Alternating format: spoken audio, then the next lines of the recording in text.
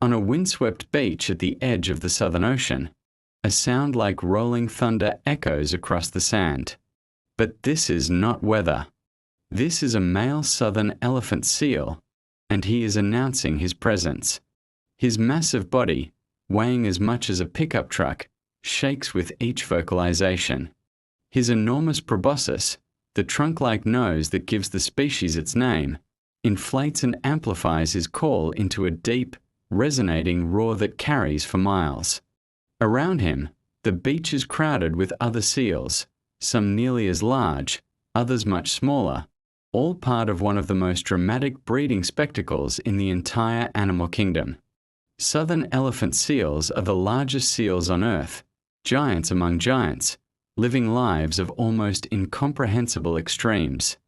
They dive deeper than any other seal, staying underwater for over 2 hours at depths that would crush human submarines. They fast for months at a time, losing thousands of pounds while battling rivals or nursing pups. They migrate across entire ocean basins, traveling thousands of miles between breeding beaches and feeding grounds in some of the most remote waters on the planet. Their story is one of superlatives and survival, of biological limits pushed to extraordinary extremes in the cold waters surrounding Antarctica. The southern elephant seal holds the distinction of being the largest seal species in the world, and the size difference between males and females is among the most extreme of any mammal. Adult males, called bulls, are absolutely enormous. They can reach lengths of 16 to 20 feet and weigh between 6,000 and 8,000 pounds, with the largest individuals exceeding 10,000 pounds. That's literally the weight of a full-sized pickup truck. To stand next to a bull elephant seal is to feel dwarfed, to comprehend the sheer mass that evolution can produce when selection favors size. Adult females, called cows, are substantially smaller, though still impressively large by any standard.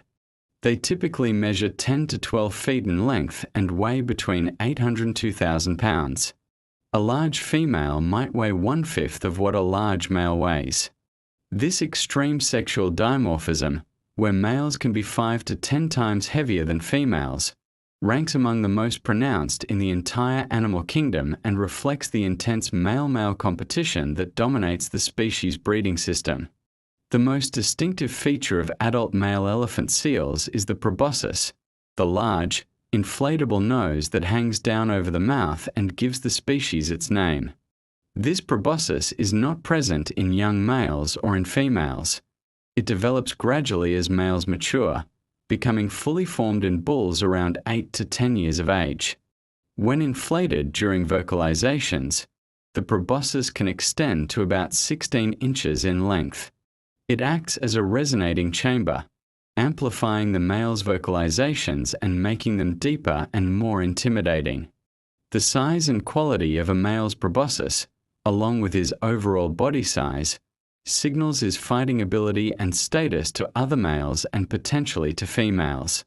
Their body is covered in short, coarse hair that ranges in color from gray to brown, often with lighter patches and areas of darker pigmentation. Adult males typically appear darker and have thickened, heavily scarred skin around their neck and chest, the result of years of violent combat with other males. These battle scars, deep gouges and tears from the canine teeth of rivals, create a rough, calloused shield that provides some protection in future fights. Some older bulls are so heavily scarred that their neck and chest appear almost armor-plated.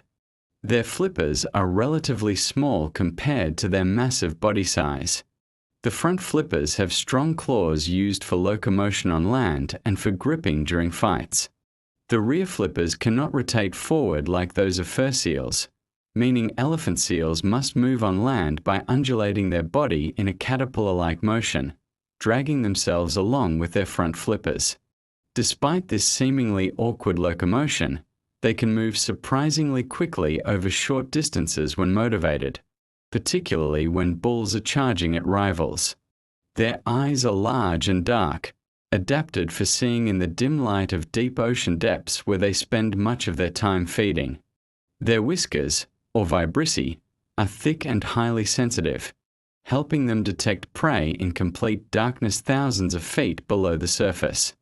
Their nostrils can close completely, sealing tight during dives to prevent water from entering their respiratory system during the extreme depths and pressures they routinely experience. Each year, from August through November, southern elephant seals gather at breeding colonies located on subantarctic islands and the Antarctic Peninsula. These colonies are found on beaches throughout the Southern Ocean, with major breeding sites on South Georgia, the Falkland Islands, Macquarie Island, Heard Island, and various other remote locations.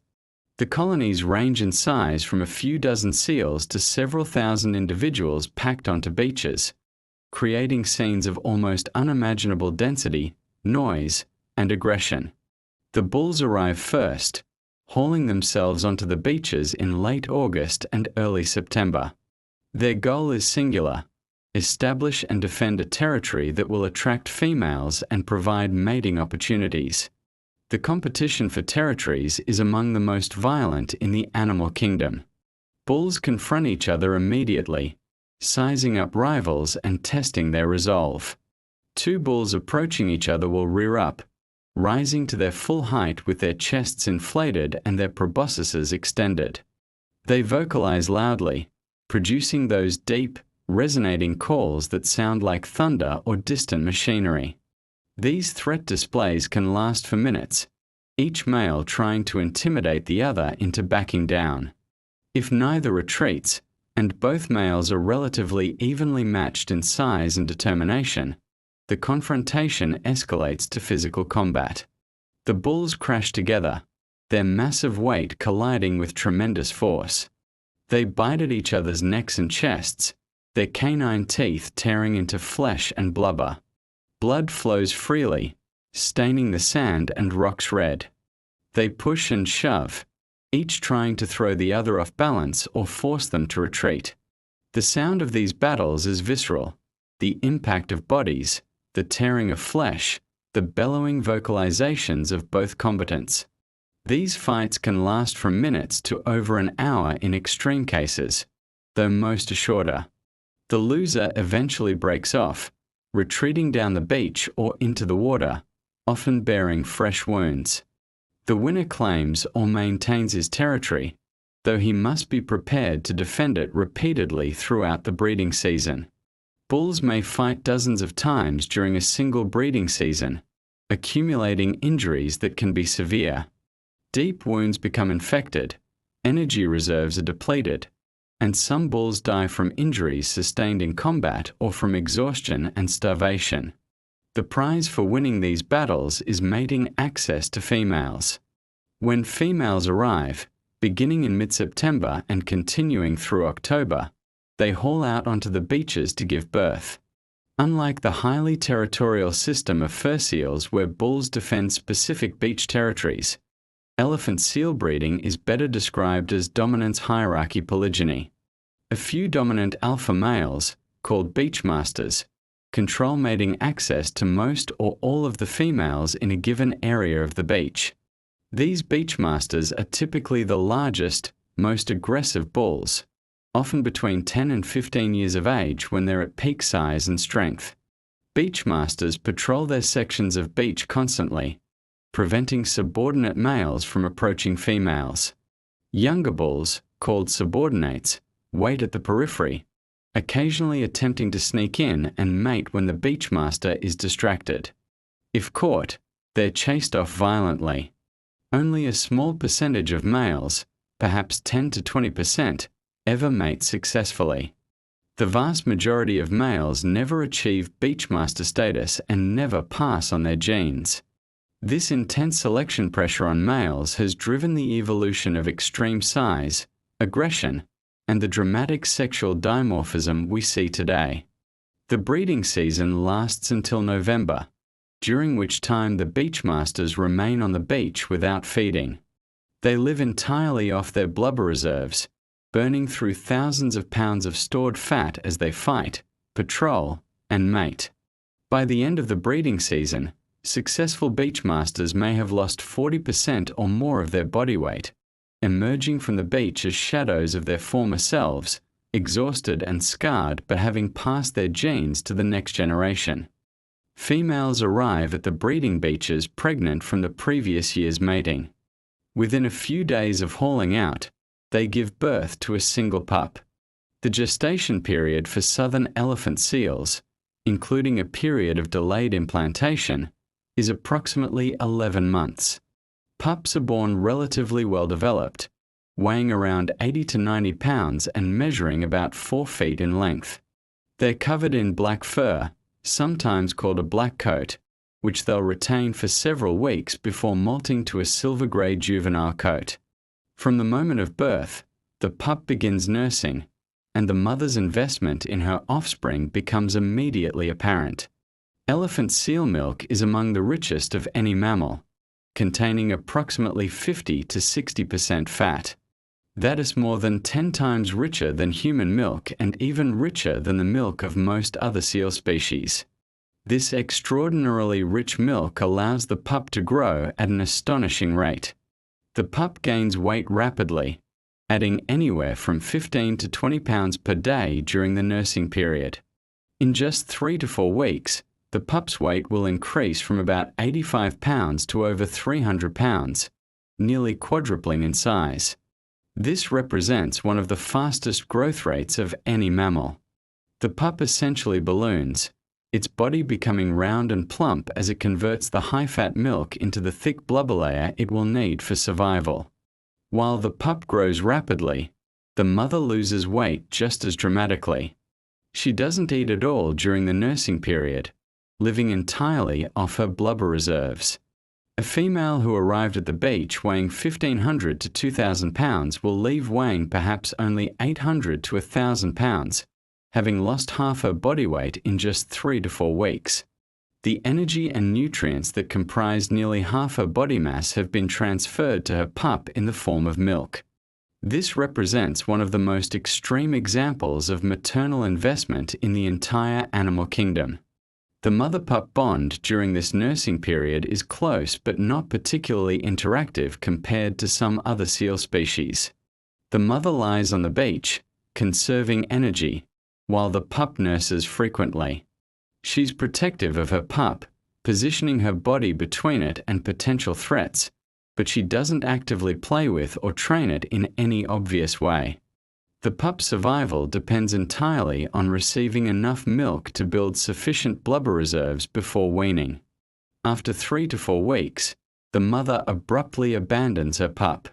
She returns to the ocean to feed, ending all maternal care immediately. The pup, now weighing over 300 pounds and looking like a bloated sausage, is left alone on the beach. This might seem cruel, but it's an evolutionary strategy refined over millennia.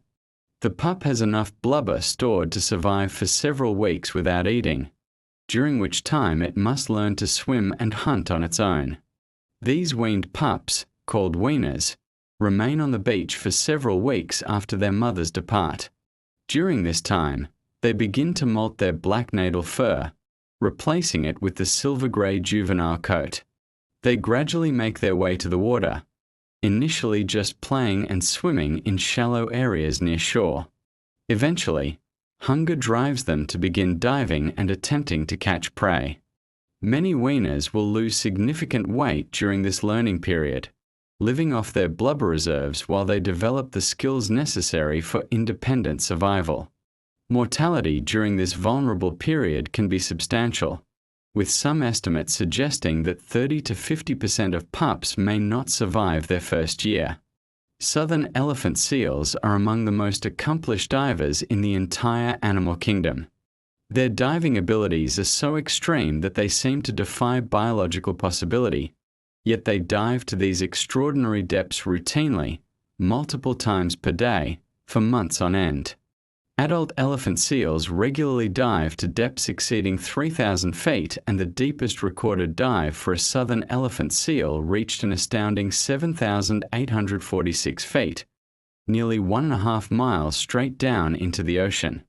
To put this in perspective, this is deeper than most military submarines can safely operate.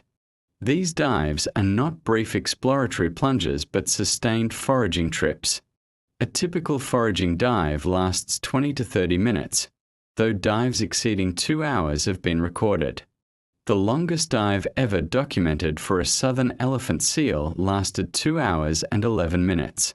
During this time, the seal is holding its breath, swimming actively, hunting prey, and navigating in complete darkness at depths where the pressure is crushing and the temperature hovers just above freezing. How do they accomplish this? Southern elephant seals have evolved remarkable physiological adaptations for deep diving. Their blood contains extraordinarily high concentrations of hemoglobin, the protein that carries oxygen, allowing their blood to hold much more oxygen than that of non-diving mammals. Their muscles are packed with myoglobin, another oxygen-storing protein that gives their muscle tissue a dark red, almost black color. Together, these adaptations allow elephant seals to store much more oxygen in their blood and muscles than would seem possible. When they dive, their heart rate drops dramatically, a response called bradycardia. At the surface, an elephant seal's heart might beat 50 to 80 times per minute. During a deep dive, this can slow to as few as 4 to 15 beats per minute.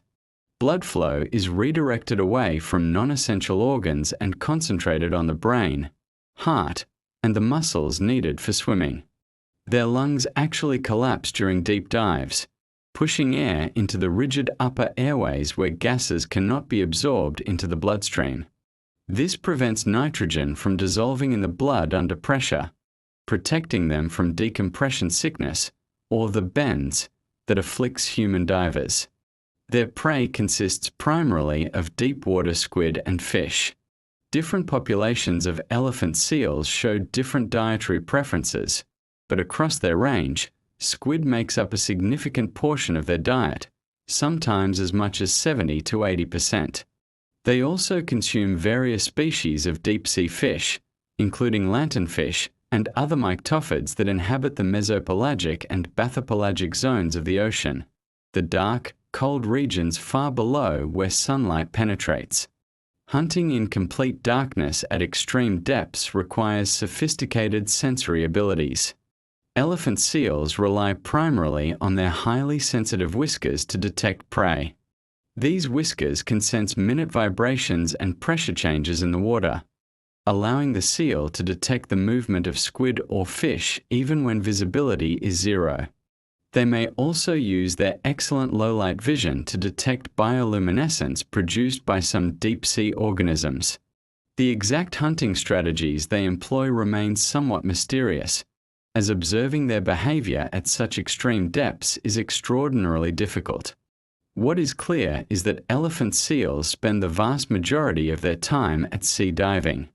Tracking studies using electronic tags have revealed that elephant seals dive almost continuously when foraging, with less than 10% of their time spent at the surface. They surface briefly, usually for just 2 to 3 minutes to breathe and recover, then immediately dive again. This pattern continues 24 hours a day, day after day, week after week. They essentially live underwater, surfacing only to breathe, then returning to the depths where their food is found. After the breeding season concludes, elephant seals depart from their breeding beaches and embark on extensive foraging migrations that take them across vast expanses of the Southern Ocean. These migrations are among the longest of any seal species, with some individuals traveling over 10,000 miles during their time at sea. Males and females follow somewhat different patterns, but both sexes spend the majority of their lives in the open ocean, far from any land. Following breeding, both males and females return to the ocean to feed. They spend several weeks to months foraging intensively, rebuilding the massive energy reserves they depleted during breeding or nursing. Then, from January through March, they return briefly to their breeding beaches or nearby haul-out sites to undergo their annual molt.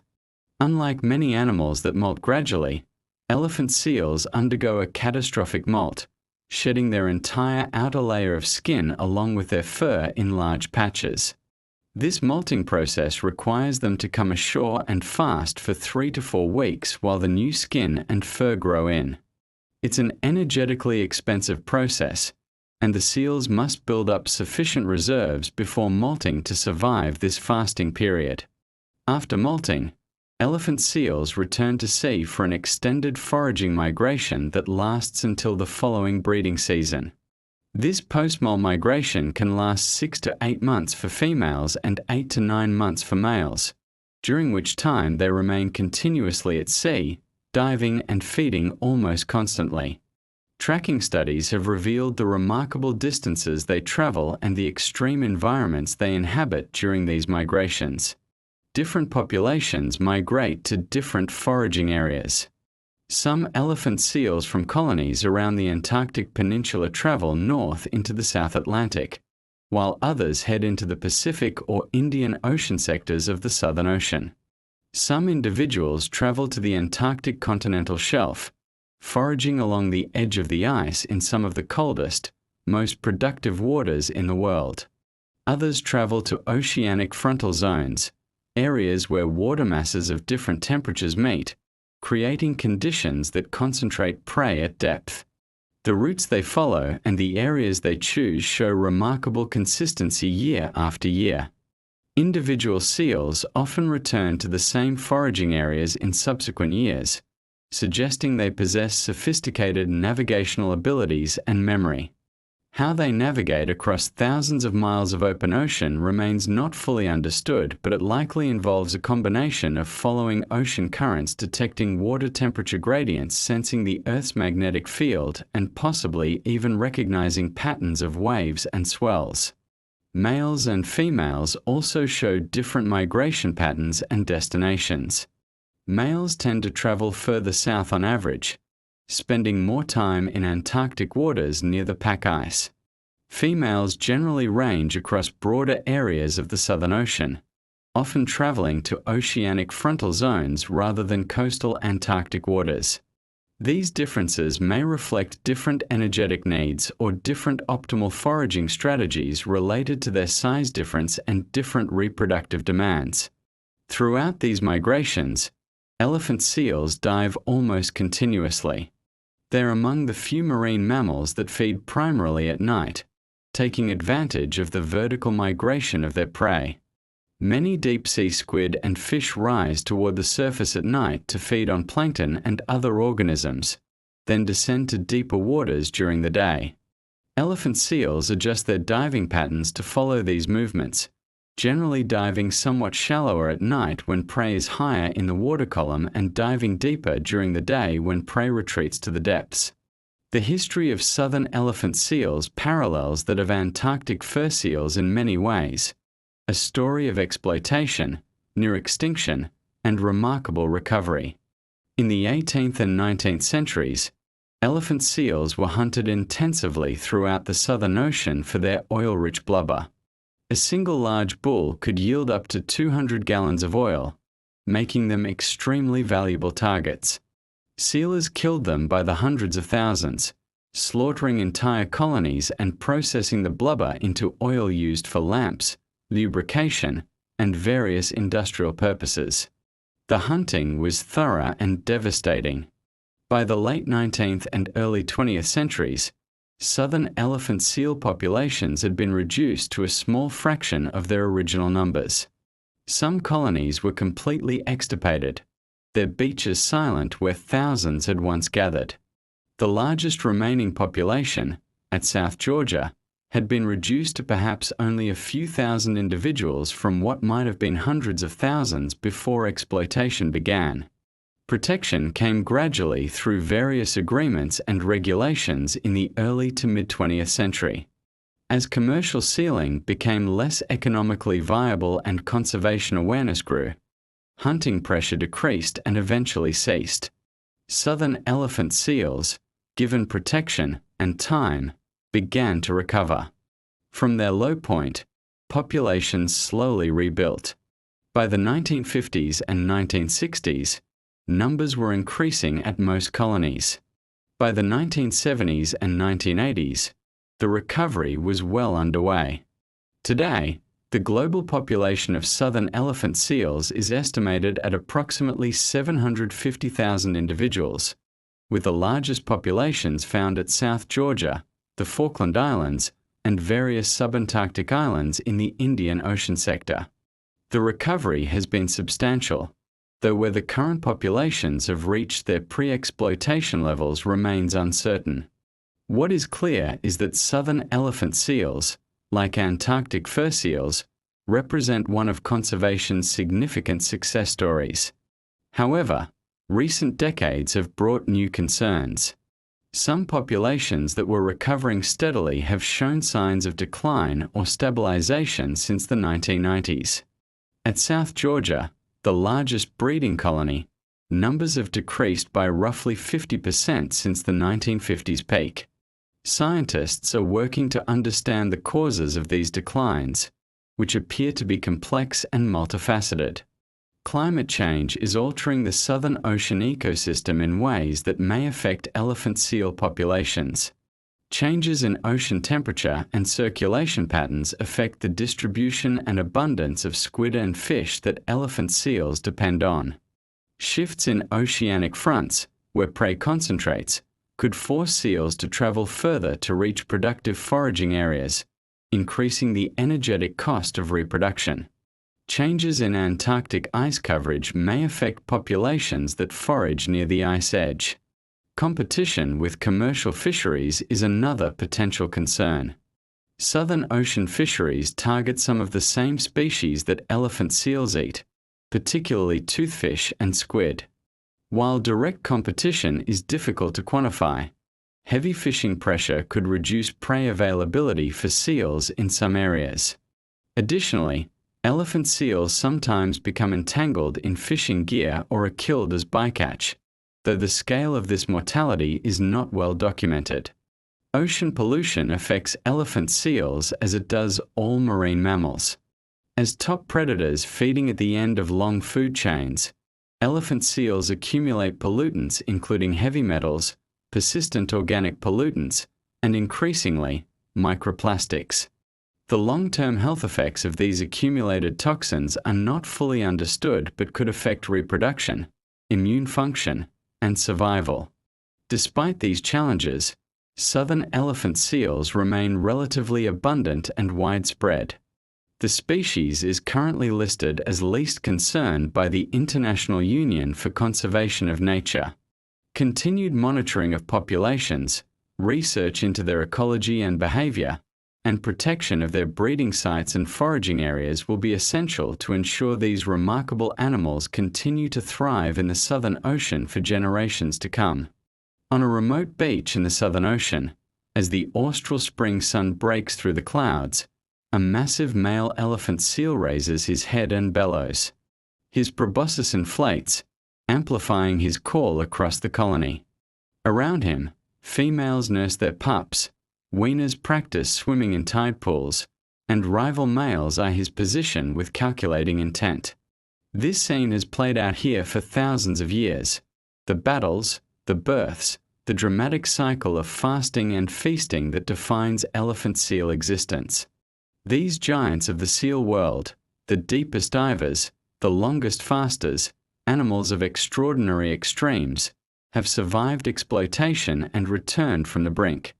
They remain, massive and improbable, testaments to both nature's resilience and the power of protection. In their survival lies hope that even when we push species to the edge, recovery is possible if we choose to allow it. The Southern Ocean holds many more stories, each species a unique thread in the complex tapestry of life that thrives in these cold waters at the end of the earth.